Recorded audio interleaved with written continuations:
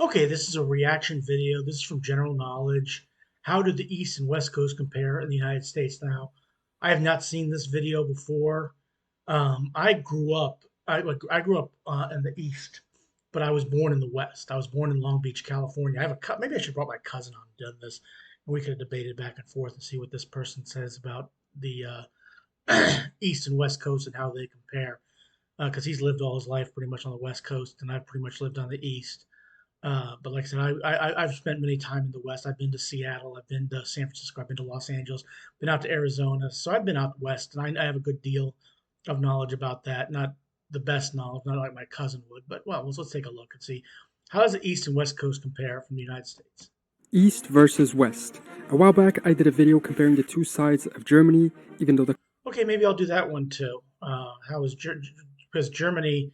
Oh, look, when Germany was split up after World War II between the East and the West, and the East collapsed and reunification took place. There's probably still a lot of differences between the East and the West. And I've been to Berlin before, and so but I spent most of my time on the west side of the country but even though I've been to Berlin for maybe 2 or 3 hours, so I could really probably I'm not an expert by any stretch, but maybe I'll take a look at that.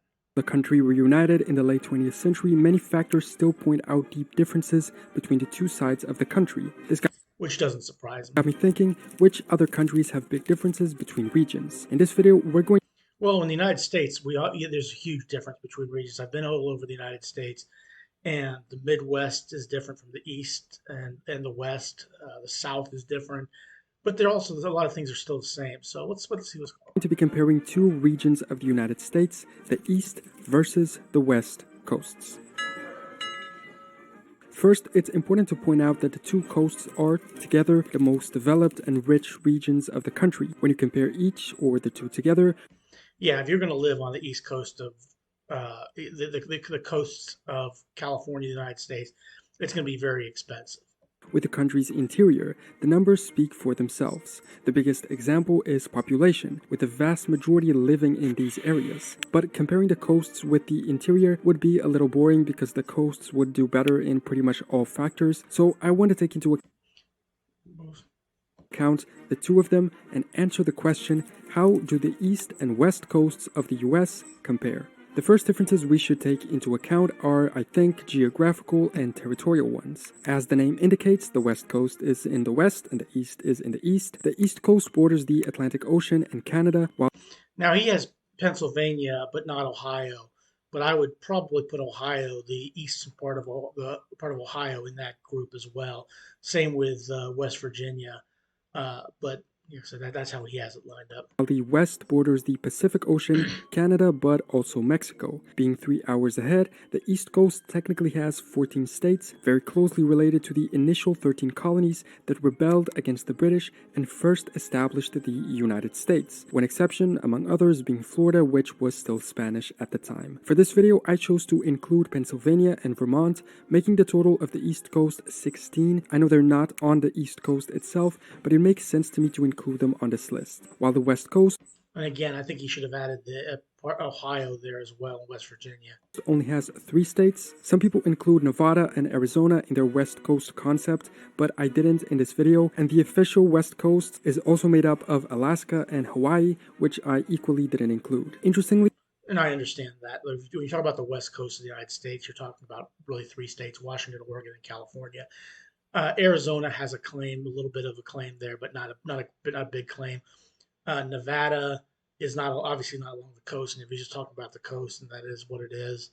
Um, uh, again, I'm trying to figure out what his argument here is for either one, because like I said, when I said if he's adding Pennsylvania, a landlocked country, and say a landlocked a state, in Vermont, a landlocked state, I'm not sure what we're getting at here, because a lot of the same similarities happen in Vermont and Pennsylvania and Ohio and West Virginia that happened in D.C., New Jersey, New York, South Carolina, North Carolina. But it is what it is.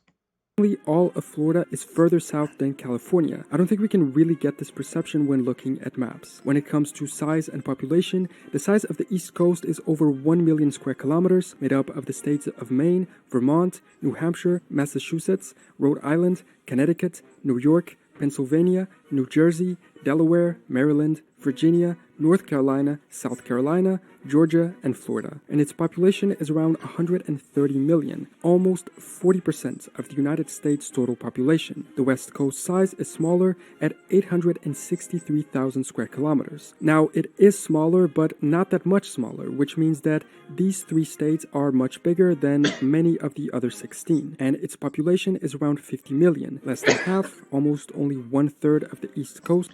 And that's because a lot of the people live along the coast. If when you look at California, if you've never been to California before, the west part of it, where the Pacific Coast Highway and everything is all fertile land. Most of the land to the east is desert. Only 15% of the country's total. It's interesting that the sizes aren't that different, with the East only being slightly bigger, but much more populated, showing us how population density in the East is much higher than the West. This map of population density demonstrates that there's a lot more green areas in the West. The whole eastern area of the country is much more populated even. There's only a few urban areas in the middle and west of the country on almost a single strip of high-density land in the West Coast. This likely has to do with the fact that the East was colonized first, and expansion moved in the direction of east to west. And if you don't understand American history, when the people were moving to the west, there was something called manifest destiny, and manifest destiny was the belief that the people had that it was God's will that the people from the east colonized from sea to sea, from east coast to the west coast. First the 13 colonies, then the territory ceded by the British, then the Louisiana Purchase, and then the Mexican cessions. This also justifies another difference between the coasts, which is the existence of older cities and structures. Universities, for instance, are much older in the East Coast, with some dating to the 18th century. California is the only US state in the West that was settled earlier than the rest, but still later than the whole of the East. And that was the gold rush. When it comes to temperature, it varies somewhat equally as you go north and south of each of the coasts. Look, if when you talk about temperature and weather, there are really 2 states that people generally talk about when they talk about weather, great weather. It's Florida or California. Not so much Texas, not so much New York or Washington D.C. But when you talk about weather, it's the West Coast, like the Southern California area, and Florida. Now you get great weather in Nevada, great weather in Arizona, great weather in Texas and Louisiana and so forth, but when it gets down to it, when people talk about weather in the United States, generally they talk about Florida and California. Those are the 2 places that you hear brought up more often. Coasts, the north is colder and the south is warmer. However, even if temperatures are similar, the weather types are different. In this map, we can see the Köppen climate types in each region. The Köppen climate classification is one of the most widely used systems, first published by German-Russian climatologist Vladimir Köppen in 1884. It divides climates into 5 main climate groups, with each group being divided based on seasonal precipitation and temperature patterns. Here, we can see California is mostly Mediterranean type weather, Oregon is the same but less warm, while Washington is more oceanic. In the East Coast, the north is warm, humid, continental, with the rest being closer to subtropical, although these colors. If you ever go to Seattle or ever go up to Washington, there's a lot of rainfall.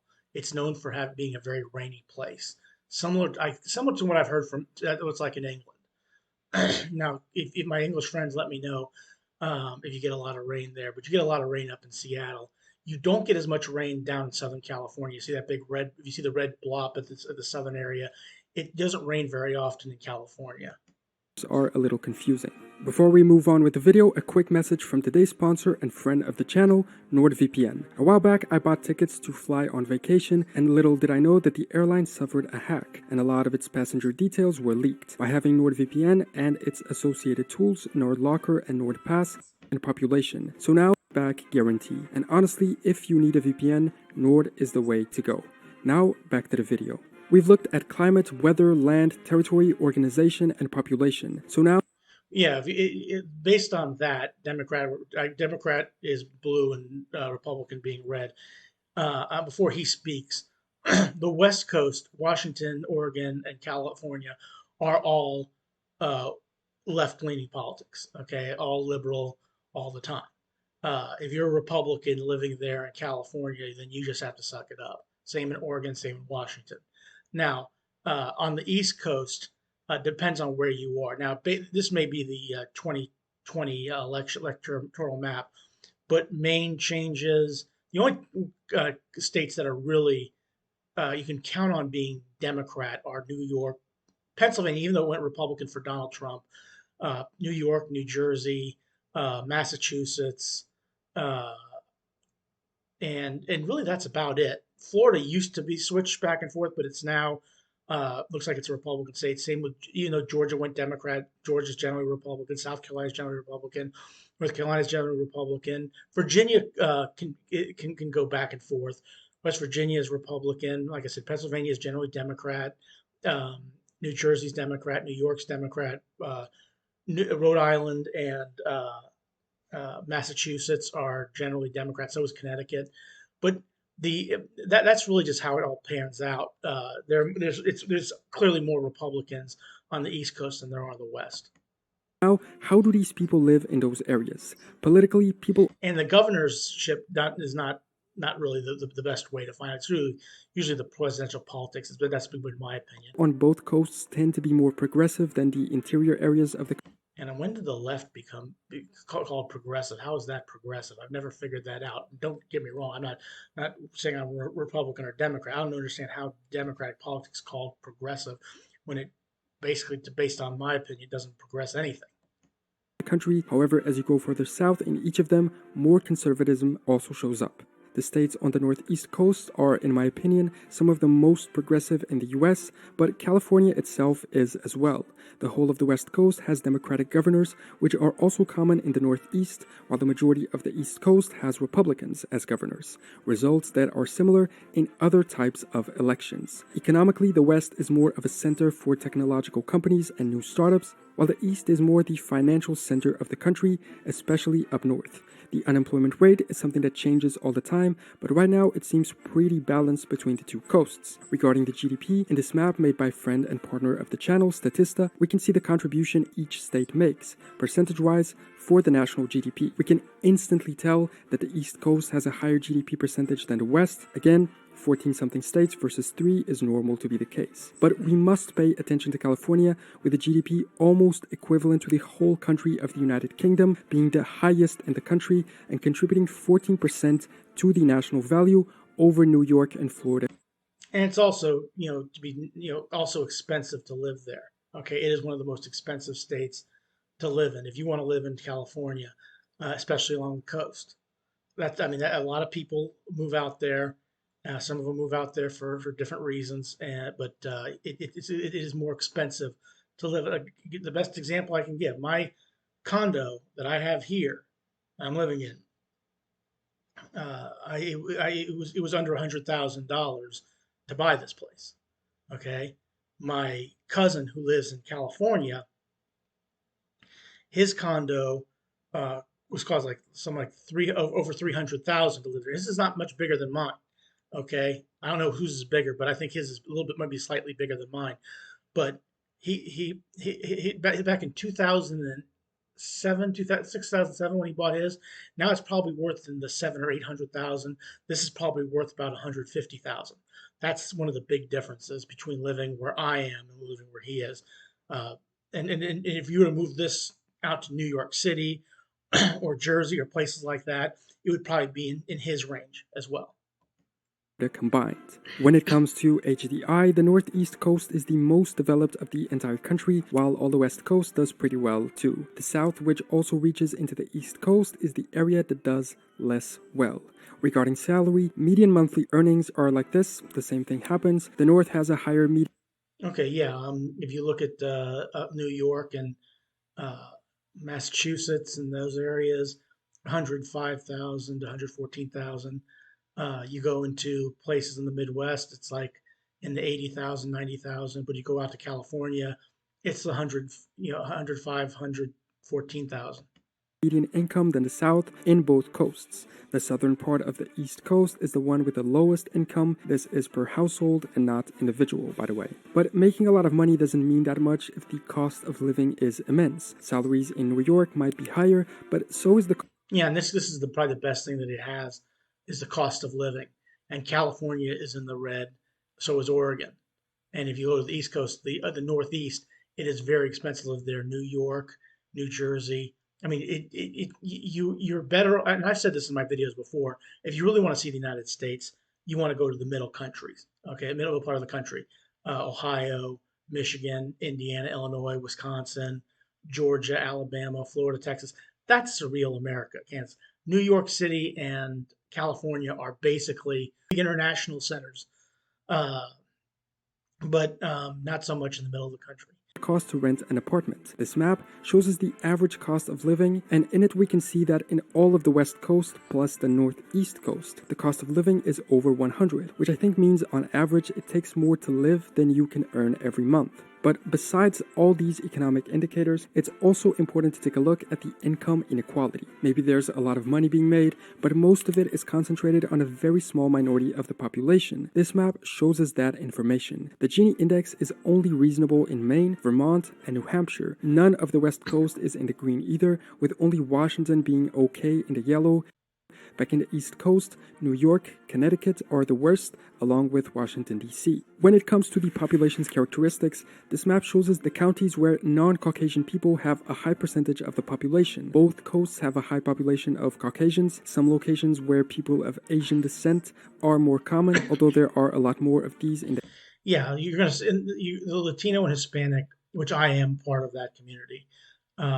You see a lot of them in Texas, a lot of them in Southern California, and you see them in northern Nevada, southern Idaho, and also in southern Florida, but not so much in the northern states, with the exception of Washington. Asian Americans in San Francisco area and New York, a little bit of New York. Uh, the Black or the African American community is generally in the South or on the East Coast, not so much on the West Coast, even though there's quite a few people live there and things like that. But yeah, this doesn't surprise me at all. In the East and the West, but the real difference is in the South. In California, there is a high presence of people of Latino or Hispanic descent. And you can notice that by the city names of the cities, names of the streets there. There are a lot of Mexican restaurants, a lot of Mexican people that live down there. Very, very a lot of Spanish speaking names down there. And I like times I've been down there, I've really enjoyed it. Like I said, I did a lot of Mexican restaurants, and I love good Mexican restaurants. I need to go back to Tito's Tacos. Uh, it's a great place. Descent, something that is only common in South Florida, while the remainder of the southern East Coast has a high prevalence of African American people as well. This other map, focused on metropolitan areas, shows us how there are many more in the East compared to the West. Regarding religion, there are a lot of non-Hispanic Catholics in the Northeast, but also across all the West Coast. Hispanic Catholics are very present in South California as well. African American Protestants are almost exclusive to the southern East Coast, while non-Hispanic Protestants are pretty much overwhelmingly the majority across the East Coast, but also very present in Oregon and Washington. In this type of videos, we usually compare army sizes. Obviously, we can't do that here. With regions of the same country, they have the same army. But we can look at how many people are enlisted per state. In this map, that becomes evident. The East Coast clearly has more enlisted personnel than the West, which makes sense because they have more population. A lot of these maps end up showing us the whole of the US states. Now, my father and my uncle served in the military, and they both grew up on the West Coast. But yeah, there's a higher population in the East Coast, and a lot of people who sign up for the military generally come from the East Coast. In fact, the West Point is located in New York, and the Naval Academy is in Annapolis, Maryland, which is on the East Coast. Now, the Air Force Academy, I think, is in Colorado. But yeah, this is again another thing that doesn't really surprise me. But I try to focus on the comparison between the ones on the two coasts, since that's what this video is about. So, that is how the east and west coasts of the United States compare in a few topics, geographically, territorially, but also in other indicators like population, development, cost of living, GDP, among many others that shows us all the aspects in which the two sets of states differ. The comparison is a little unfair in some aspects. Despite their size being similar, the East has way more states and way more people than the West, and it was settled and developed much earlier in history. But still, the West has been able to surpass it in a few of these indicators. Are there any other comparison factors I missed, and which other countries or regions should I compare in another video? Let me know in the comments. Thanks so much for watching this video, subscribe if you want, and I will see you next time for more general knowledge. Yeah, and that general knowledge, please like, share, and subscribe with them, and like, share, and subscribe with me. This was an interesting video. And like I said, I've spent many times on the West Coast. I was born there, but I grew up in the East, and I lived in for a brief time in South Carolina, which is along the East Coast for a couple of years. Um, to me, if I were to compare the West Coast and the East Coast, the West seems more spread out, where the East seems a little bit more jumbled in. Okay, but that's just my opinion. Also, there's more states in the East Coast and like that. But still, fascinating video. Really well done. I enjoyed it. Gave my 2 cents, and take it or leave it. Please click like, share, and subscribe for me, and have a good rest of your day. And thanks for watching this video. I appreciate it.